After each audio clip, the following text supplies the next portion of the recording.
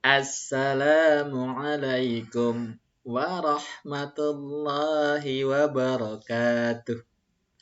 Apa kabarnya teman-teman? Alhamdulillah sehat dan tetap semangat. Allahu Akbar. Masih bertemu kembali dengan Yanda Teguh Budi Santoso dalam pembelajaran tematik tema 1 sub pokok bahasan organ gerak hewan dan manusia mengenai pembelajaran ke-5. Sebelum mengawali pembelajaran hari ini, seperti biasa, agar belajar kita, kegiatan kita, dan aktivitas kita hari ini lebih barokah, mari kita awali dengan membaca lafaz basmalah. Bismillahirrahmanirrahim. Selanjutnya, yang Anda ingatkan kembali mengenai pembiasaan di SD Islam Khalifah Serang. Yang pertama adalah pembiasaan iman. Nah, jangan lupa untuk pagi ini senantiasa melakukan sholat duha dan murojaah. Yang kedua, yaitu pembiasaan imun. Nah, pembiasaan hari ini, teman-teman jangan lupa sarapan, berolahraga, dan beristirahat yang cukup. Yang ketiga adalah pembiasaan aman. Nah, ingat-ingat teman-teman, mencuci tangan menggunakan sabun di air yang mengalir, baik sebelum ataupun sesudah melakukan aktivitas. Yang kedua, menggunakan masker dimanapun dan kapanpun. Dan ketiga, tetap menjaga jarak aman dan hindari kerumunan.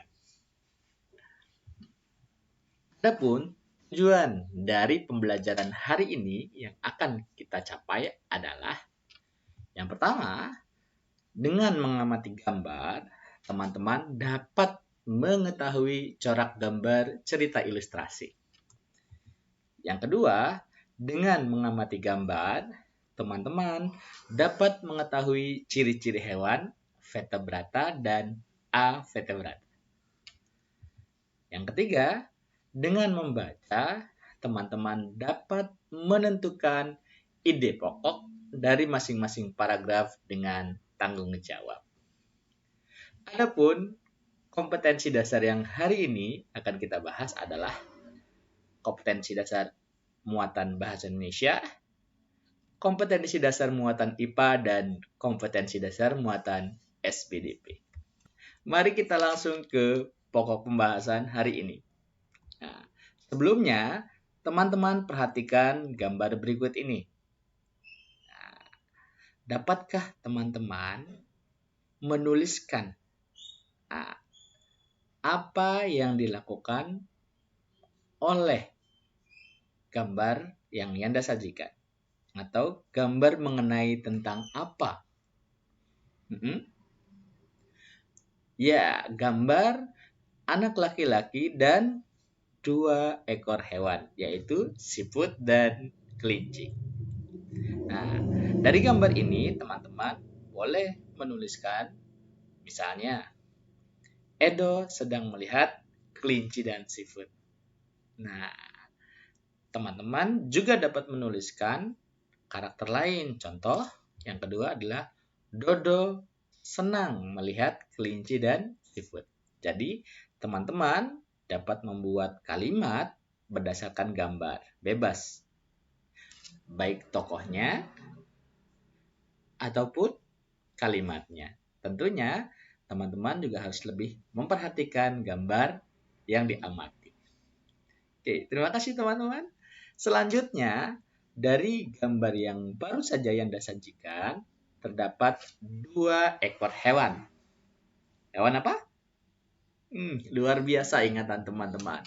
Yaitu gambar kelinci dan gambar seafood atau siput ya Peter ya. Nah, mari kita pelajari bersama-sama karakter kelinci pada gambar yang baru saja yang Anda sajikan.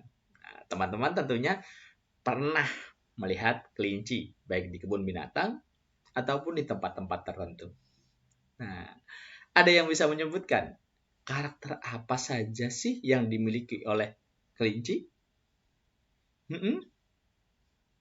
Betul, larinya yang cepat. Terus, suka memakan wortel.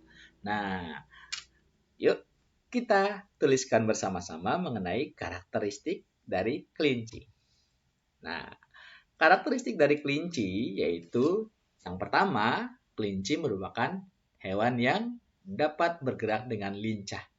Nah, yang kedua, kelinci memiliki tulang belakang atau biasa disebut dengan hewan vertebrata.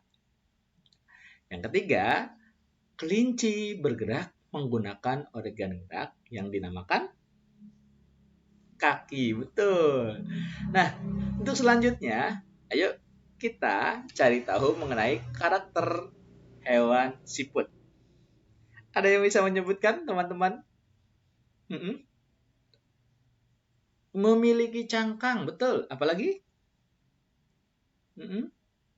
Lambat, betul. Ya, mari kita tuliskan karakter siput ini secara bersama-sama. Nah, yang pertama, siput merupakan hewan yang bergerak lambat. Ini ciri khasnya. Yang kedua, siput tidak memiliki tulang belakang. Nah, yang ketiga, siput bergerak menggunakan otot perut atau dinamakan perut atau biasa disebut dengan kaki perut. Nah, dari dua gambar ini, dapatkah teman-teman menjelaskan perbedaannya? Apa perbedaan yang terlihat jelas dari karakteristik kelinci dan hewan siput? Dari dua catatan yang sudah kita buat. Apa? Kelinci berlari lebih cepat, betul. Sedangkan siput memang betul, lebih lambat dalam bergerak. Nah, tapi yang lebih tepat adalah kelinci merupakan hewan vertebrata, sedangkan siput merupakan hewan avertebrata. Jadi kalau kelinci memiliki tulang belakang, sedangkan siput tidak memiliki tulang belakang. Nah, dari gambar yang tadi, maka dapat kita identifikasi bahwa siput merupakan hewan avertebrata atau tidak memiliki tulang belakang. Nah, ciri-ciri yang terdapat pada hewan dengan model avertebrata ini biasanya satu, memiliki rangka luar atau cangkang. Yang kedua, otaknya tidak terlindungi oleh rangka. Yang ketiga, biasanya susunan sarafnya ada di perut. Adapun contoh dari hewan avertebrata diantaranya adalah siput, serangga, cacing, cumi-cumi, dan ubur-ubur.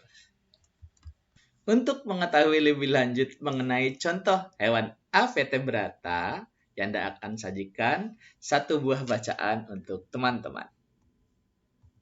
Nah, dalam bacaan ini kita akan membahas mengenai hewan avertebrata yaitu siput. Ayo kita baca secara bersama-sama. Oke, Yanda dulu ya. Siput bukanlah hewan lemah. Siput, menurut sebagian orang, dianggap sebagai hewan yang lamban dan menjijikan. Bahkan karena gerakannya yang lamban, tidak jarang orang membanding-bandingkannya dengan kelinci.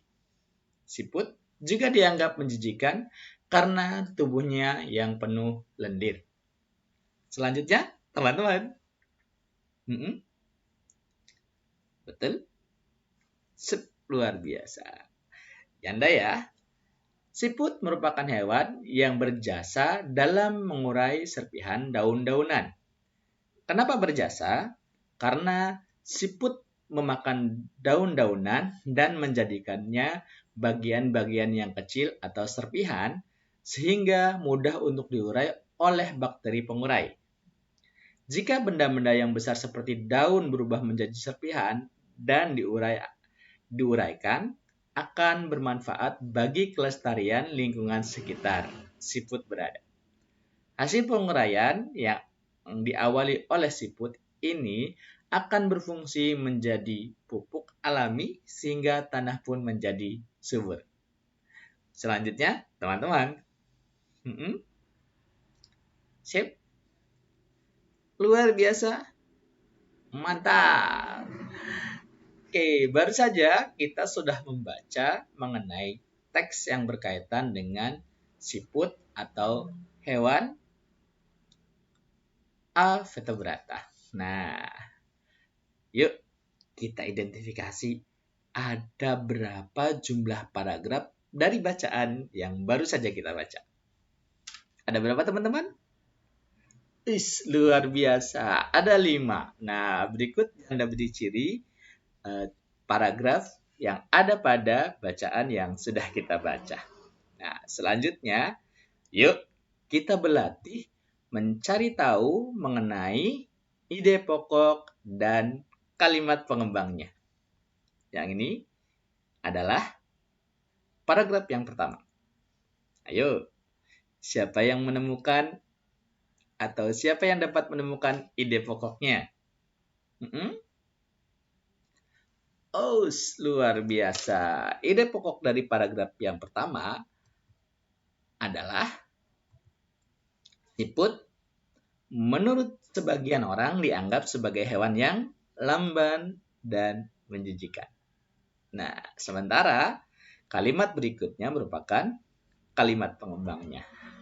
Jadi, dapat dituliskan kalimat pengembangnya adalah bahkan karena gerakannya yang lamban, tidak jarang orang membanding-bandingkannya dengan kelinci. Luar biasa, kita lanjutkan ke latihan yang berikutnya. Yuk, dapatkah teman-teman menemukan ide pokoknya?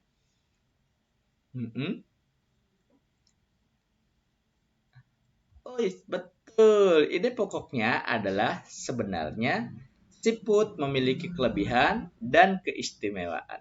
Nah, kalimat berikutnya merupakan kalimat pengembang dari paragraf sebelumnya.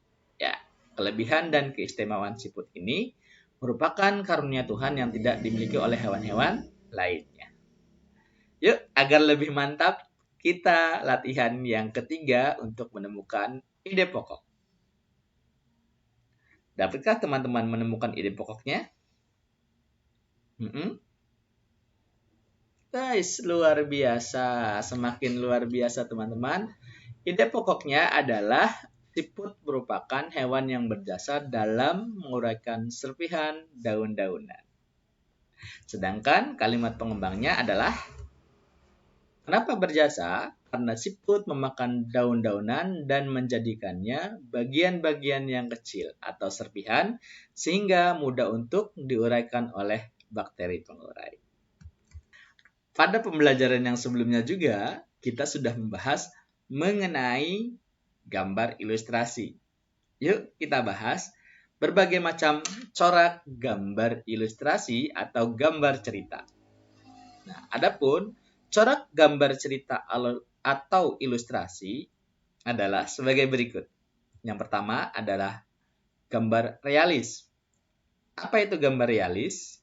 Gambar realis merupakan gambar yang dibuat seperti keadaan aslinya, baik bentuk, ukuran, dan tata letaknya. Nah, contohnya adalah seperti berikut. Yang kedua adalah gambar karikatur.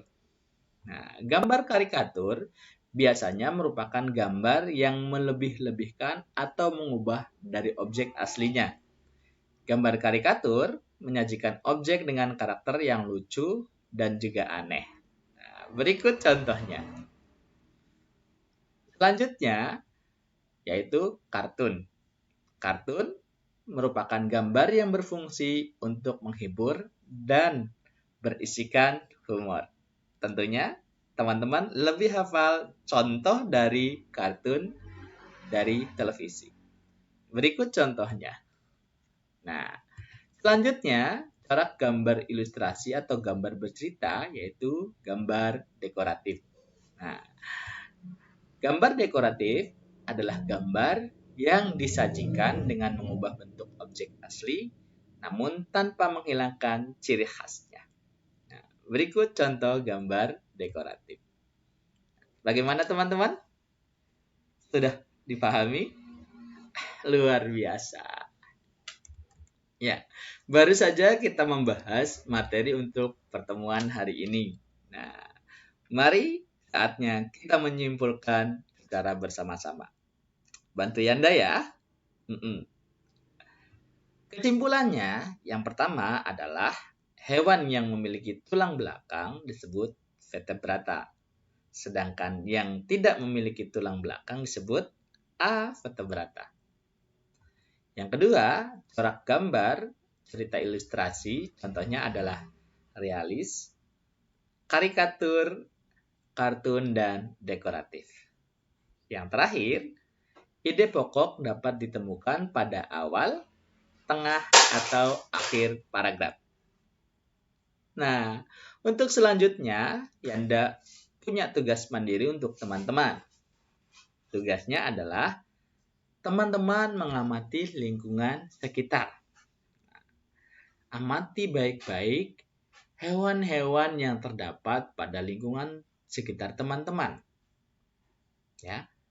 Setelah itu, tuliskan hewan-hewan yang teman-teman lihat pada tabel berikut. Jadi teman-teman membuat tabel pada buku tulisnya. Setelah itu, Yanda contohkan. Jika pada saat mengamati teman-teman menemukan siput, maka teman-teman tuliskan pada kolom nama hewan. Selanjutnya, pada kolom organ gerak, teman-teman tuliskan nama organ geraknya, yaitu contohnya kaki perut dengan bentuk pipih dan lebar. Pada kolom fungsi, teman-teman jelaskan fungsi dari organ geraknya. Fungsi utama kaki perut pada siput adalah untuk bergerak dan berpindah tempat. Pada kolom kategori, teman-teman tuliskan, siput termasuk hewan vertebrata atau avertebrata. Bagaimana? Dapat dipahami? Oke, luar biasa. Jangan lupa untuk menuliskan 5 hewan hasil dari pengamatan yang sudah teman-teman lakukan. Dan kirimkan tugasnya ke Google Classroom. Demikian pembelajaran untuk hari ini. Sampai bertemu lagi di lain kesempatan. Assalamualaikum warahmatullahi wabarakatuh.